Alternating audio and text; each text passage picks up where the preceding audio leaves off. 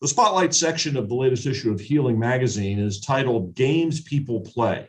We look at how games and gaming can be beneficial in achieving the goals related to mental and behavioral health care. One of the articles presents the story of a collaborative game developed here at KidsPeace as a component of our training of new employees. The game is called Cosplay, COS, that stands for Culture of Safety, and it brings employees to work together with tools they may have on hand to address specific issues they could face in our programs. Barb Kendall, Pennsylvania training manager for KidsPeace, wrote the article for Healing, and she joined us on the podcast. Hello, Barb. Hi, Bob. How are you? I am good. Thanks again for coming on with us. In your Healing magazine article, you detail how the cosplay game came together with the help of individuals who have a large amount of experience in the treatment areas of KidsPeace. They're the ones who came up with the scenarios that you present to the new employees. This is what you have to deal with. Were there any of those situations that were suggested to you that surprised you? Well, I've been working for KidsPeace for about 24 years now, so the element of surprise doesn't happen very much anymore, to be honest. However, there were scenarios that I wouldn't necessarily have thought of when I was creating the game. There was one that was actually with a client who fell through the ice on a lake during the wintertime.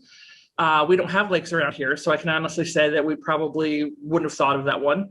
The other one that I thought of that when I played the game was just something that kind of surprised me in terms of it being in there as a scenario was there was one about a client in her home. So she was receiving services at home who had a sibling that was a teenager that left the house with a loaded gun.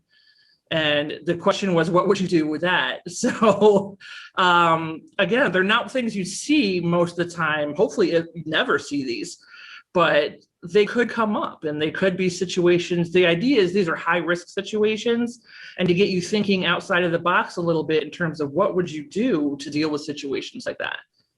Yeah, I mean, because the whole point of this is to say you're not going to be able to predict, or it's not going to happen on a convenient schedule. Mm-hmm. And you may be confronted with something that is as serious and as rare as what you just outlined. How do you deal with that? And I'm wondering, in that same vein, I mean, how do the new associates here at KidsPeace respond to the game when they play it? Because my understanding is that you bring it in sort of the end of their training to kind of apply what you've just talked about. How do they respond?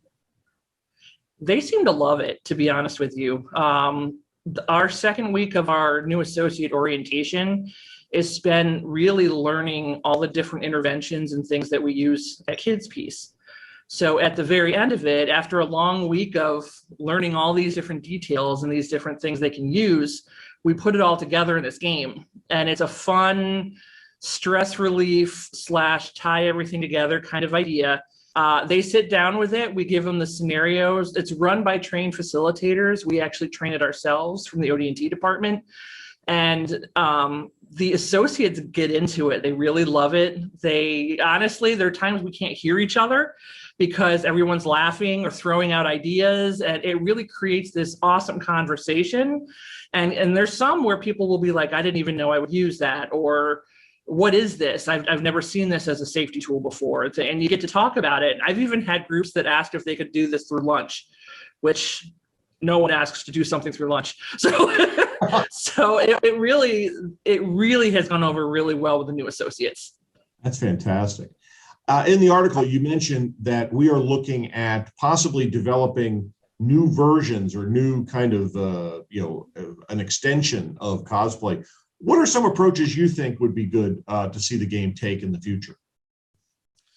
I really love to see, and I think this is one of the ones they're working on actually, is a family version that families can use, whether it's through foster care type services or outpatient type services, or just families in general. Anybody who's ever had a therapist, sometimes you want to know what you could use to work with in those situations. I'd love to see a clinical version that therapists could use with their clients with different maybe coping strategies and things like that to work through with the kids. truthfully, I even thought about maybe an education version, because the things you can use in the schools are very different than what you can use in placement or even outside of the schools.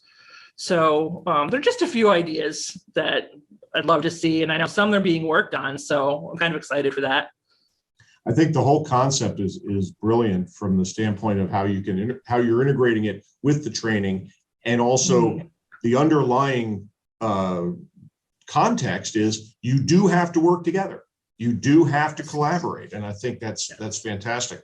Comes out in your article. I have to ask about an example you use in the article. I'm not going to say what the example is, because I want everybody to go to the article at healingmagazine.org and read it, because it's a great story. But you offer a solution to an issue that is presented. And I should point out, the issue is not the one about the child falling into the lake.